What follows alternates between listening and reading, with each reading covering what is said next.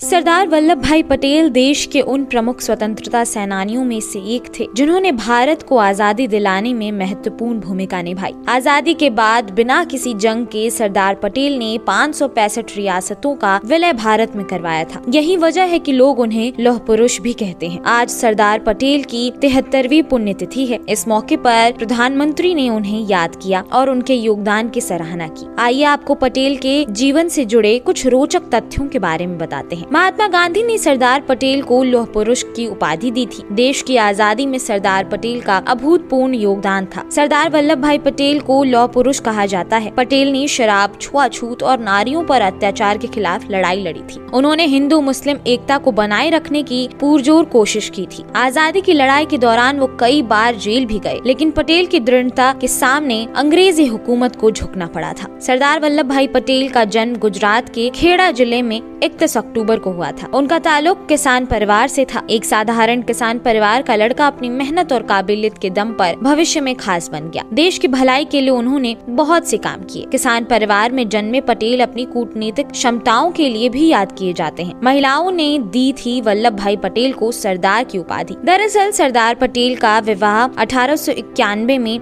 झावेड़बा पटेल से हुआ था। उस समय उनकी उम्र महज 16 साल की थी। विवाह के बाद 22 साल की उम्र में उन्होंने मैट्रिक पास की थी। पटेल का बचपन से ही सपना था कि वो एक बैरिस्टर बने और इंग्लैंड से पढ़ाई करें। बारडोली सत्याग्रह आंदोलन के सफल होने के बाद वहां की महिलाओं ने वल्लभ भाई पटेल को सरदार की उपाधि प्रदान की थी। भारत की एकता को बनाए रखने के लिए सरदार वल्लभ भाई पटेल ने अनेक काम किए। सरदार पटेल ने अंग्रेजों से आजादी हुई 565 रियासतों में से लगभग सारी रियासतों को भारत संघ में शामिल होने के लिए राजी करने का काम किया था। सरदार वल्लभ भाई पटेल के योगदान का सम्मान करने के लिए हर साल 31 अक्टूबर को अलग अलग जगहों पर अनेक कार्यक्रम आयोजित किए जाते हैं। साल 2014 में भारत सरकार ने 31 अक्टूबर को सरदार पटेल के जन्म को राष्ट्रीय एकता दिवस के रूप में मनाने का फैसला किया था। नेशनल यूनिटी डे पर सभी सरकारी कार्यालयों में शपथ ली जाती है कि मैं पूरी निष्ठा से शपथ लेता हूं कि मैं देश की एकता, अखंडता और सुरक्षा को बनाए रखने के लिए खुद को समर्पित करता हूं और इस एकता की भावना को अपने साथी देश के